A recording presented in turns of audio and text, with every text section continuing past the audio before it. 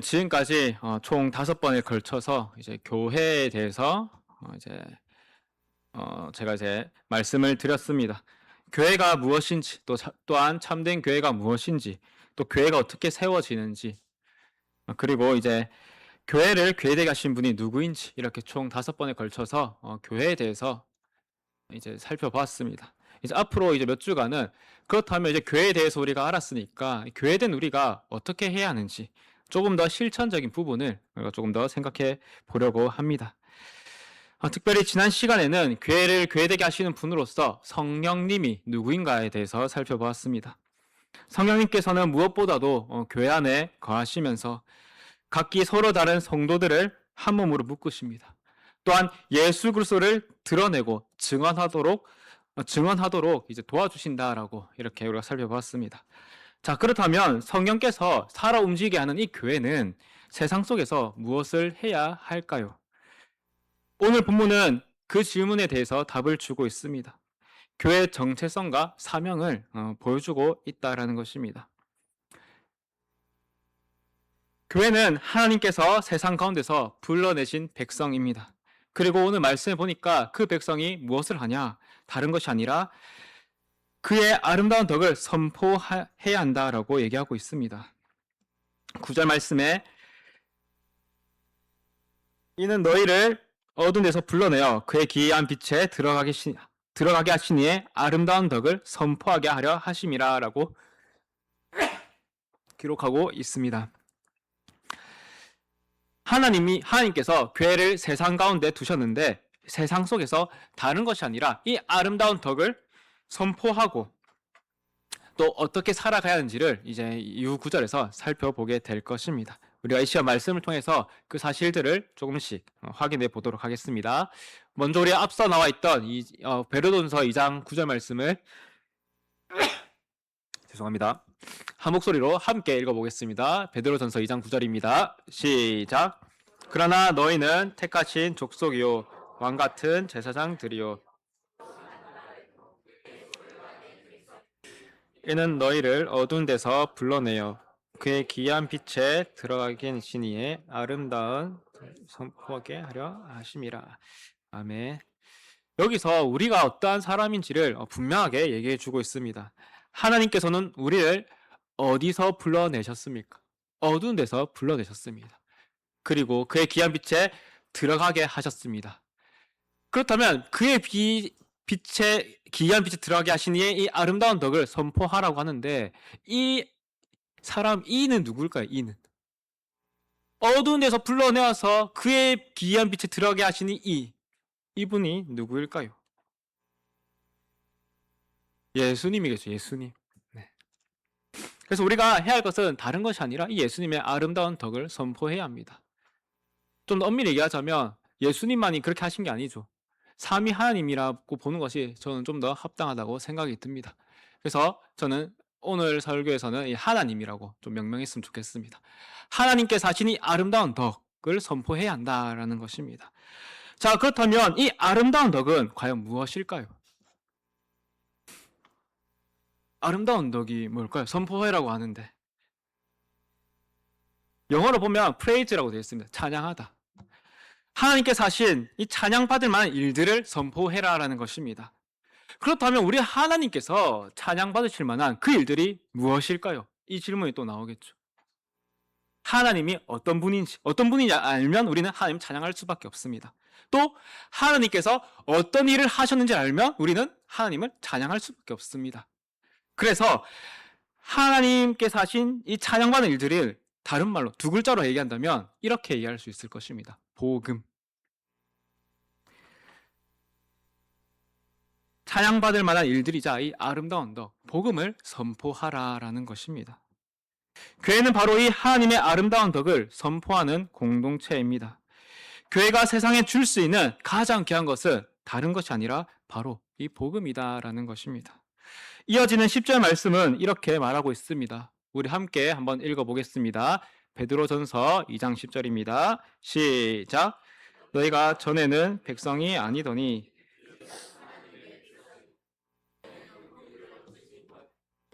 이제는 긍휼을 얻은 자니라. 아멘. 교회가 복음을 전하는 이유는 우리가 의롭기 때문이 아니라 우리도 긍휼을 받은 자이기 때문입니다. 긍휼을 받은 죄인이 다른 죄인에게 그 긍휼을 전하는 것이다 라는 거죠. 내가 받은 복음의 은혜가 있기 때문에 마땅히 우리는 복음을 전한다라는 것입니다. 사랑하는 성도 여러분, 그렇다면 우리 교회는 세상 가운데 무엇으로 알려져야 할까요?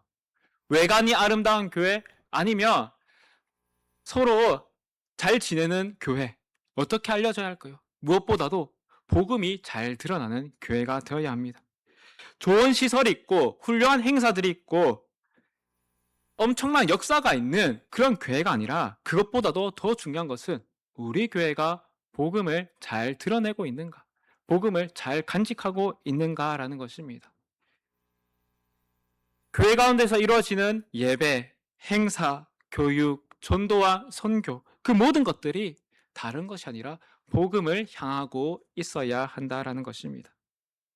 잊지 마시기 바랍니다. 세상 속에서 교회가 해야 할 것은 다른 것이 아니라 복음을 드러내는 것입니다. 복음을 전하는 것입니다.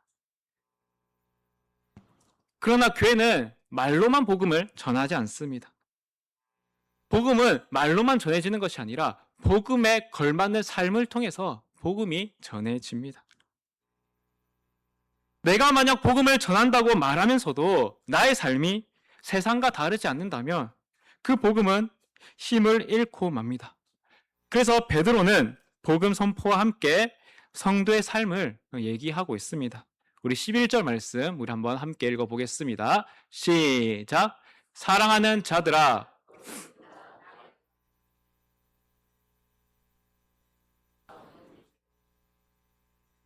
아멘. 베드로는 사랑하는 자들, 이 성도들 향해서 거름인과 나그네 같다라고 얘기하고 있습니다. 거름인과 나그네는 어떠한 사람들입니까?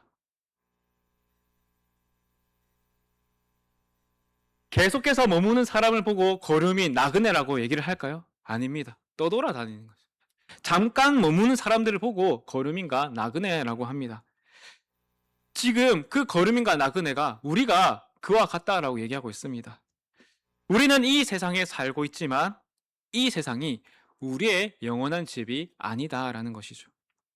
우리는 하나님 나라를 향해 살아가는 사람들입니다. 그러므로 성도는 세상의 가치와 욕망을 그대로 따르지 않습니다. 세상과 단절하라는 것이 아니라 세상 가운데 살지만 다른 기준으로 살아가야 한다라는 뜻입니다. 우리는 영혼을 거슬러 싸우는 육체의 정욕을 따라 사는 것이 아니라 하나님의 말씀을 기준 삼아 살아가야 합니다. 복음이 기준이 되어서 세상과 구별된 거룩한 삶을 살아야 합니다. 세상에서는 많은 것을 가지면 대단한 사람이라고 칭송을 받습니다. 그러나 성경에서 말하는 복음은 많은 것을 가지라라고 얘기하지 않습니다. 오히려 나눠줘라고 얘기를 합니다. 또 세상에서는 자신의 이름이 드높이는 것을 굉장히 영광스럽게 생각합니다. 하지만 하나님의 말씀은 어떻습니까? 내 이름이 높여지기보다는 오히려 낮아지라고 말씀합니다. 다른 이웃을 섬기는 자리로 가라고 얘기를 합니다. 세상을 살아갈 때 자신의 욕망을 따를 수 있는 게 가장 좋은 조건이라고 얘기를 합니다. 하지만 하나님의 말씀은 자기 욕심을 따라서 욕망을 따라고 사는 것이 결코 옳다고 얘기하지 않습니다. 하나님의 말씀인 복음은 거룩을 위해서 자신의 욕망과 싸워가라고 말합니다. 특히 11절 하반절에 보니까 베드로는 육체의 정욕을 제어하라고 말하고 있습니다. 정욕은 단순한 욕망이 아니라 하나님보다 자신을 앞서게 하는 모든 죄의 힘이 됩니다.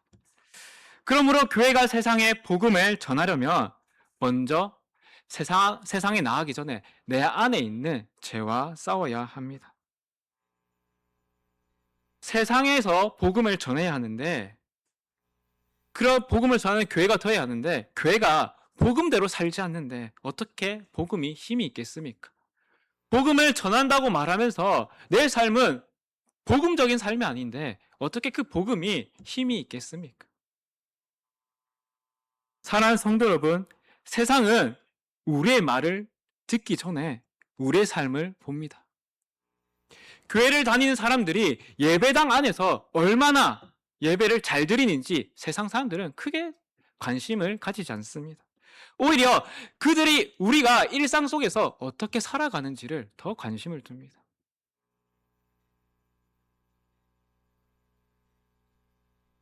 내가 아무리 신앙생활을 열심히 하고 교회 생활 열심히 한다고 해서 세상 사람들이 나도 교회 다녀야겠다 이렇게 얘기하던가요? 그것보다도 내 삶 속에서 그 신앙생활이 녹여져 나왔을 때 그것을 보고 세상 사람들은 나도 교회를 다니고 싶다라고 얘기를 합니다. 교회에서는 거룩한 모습으로, 교회에서는 정말로 이 성결을 바라는 자의 모습으로 신앙생활 하지만 세상 가운데서 우리가 그 성결과 거룩을 잃어버린 채 살아간다면 어느 누가 교회를 다니고 싶겠습니까? 어떤 복음이 힘이 있겠습니까? 사람들은 교회를 다닌다는 사람이 얼마나 정직한지, 사랑을 얼마나 실천하는지, 절제하는지, 다른 이웃을 용서하는지를 봅니다. 우리의 말과 삶이 다르면 복음은 설득력을 잃고 맙니다. 그러므로 우리는 세상 가운데 이 복음의 사명을 감당하기 위해서 내 안의 죄와 계속해서 싸워 나가야만 합니다. 교회가 교회다울 때, 우리가 가진 복음이 정말로 복음처럼 보일 때, 그 교회가 가진 복음이 세상에 온전히 전해질 수 있습니다.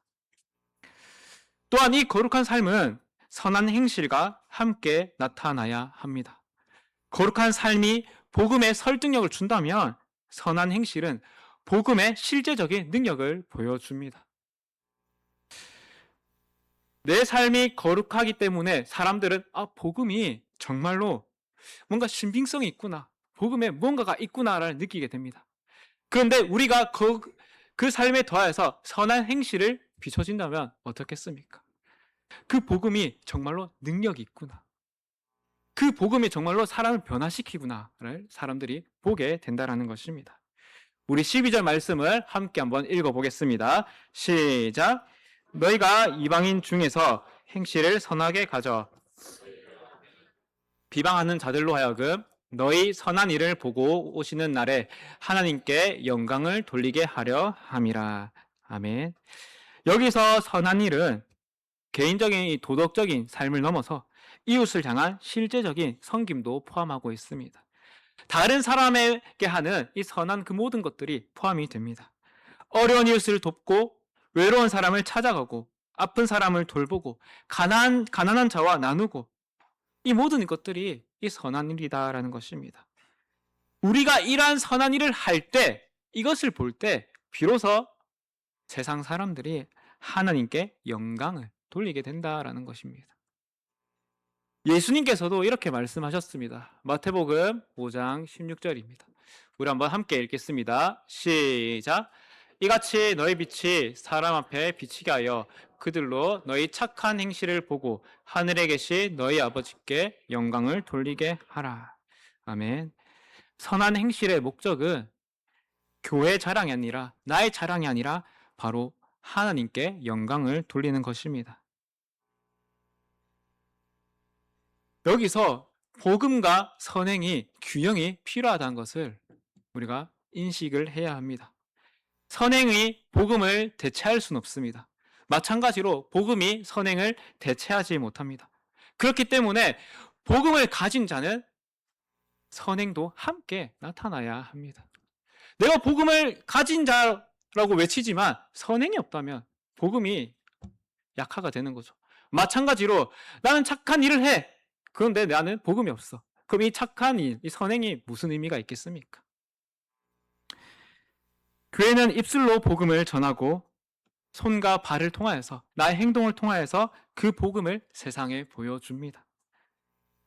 그럴 때 이 선한 행실은 이 복음이 가진 이 아름다움, 복음이 가진 이 능력을, 이 매력을 세상에 드러냅니다. 그리고 그 일들을 통해서 세상 사람들은 비로소 하나님의 영광을 바라보게 되고 하나님의 영광이 드러나게 됩니다. 이제 말씀을 맺겠습니다. 사랑하는 성도 여러분, 교회는 세상 가운데 하나님의 아름다운 덕을 선포해야 합니다. 그렇기 위해서는 교회는 세상 가운데 거룩한 삶으로 하나님 나라를 드러내야 합니다. 또한 교회는 세상 가운데 복음과 함께하는 선한 행실로서 다른 이웃을 사랑할 수 있어야 합니다. 하나님께서 우리를 세상 가운데서 불러내셨습니다. 그리고 또한 우리를 세상으로 보내셨습니다. 세상 가운데 입술로서 복음을 전하게 하고 거룩한 삶으로서 그 복음을 세상 가운데 나타내게 하셨습니다. 그리고 선한 행실을 통하여서 하나님의 영광이 드러나게 하십니다. 그러므로 교회라면 세상을 닮아서도 안 되지만 세상을 결코 외면해서도 안 됩니다. 세상에 속하진 않지만 세상에 존재하는 자로서, 세상을 살아가는 자로서 세상에 하나님의 복음을 선포하고 그 세상 가운데서 거룩하게 살며 세상을 선한 행실로 섬길 수 있어야 합니다. 그러나 이 일들은 결코 우리의 힘으로는 되지 않습니다. 우리의 힘으로는 할 수 없는 일들입니다. 그렇기 때문에 우리는 성령님의 도움을 붙들어야 합니다. 우리의 힘이 아닌 이 성령에 힘입어서 우리 교회가 세상 가운데 보냄받은 공동체로서 예수 그리스도를 드러낼 수 있는 교회가 되기를 바랍니다. 우리 이 시간 함께 찬양했으면 좋겠습니다. 부르신 곳에서 함께 찬양하겠습니다.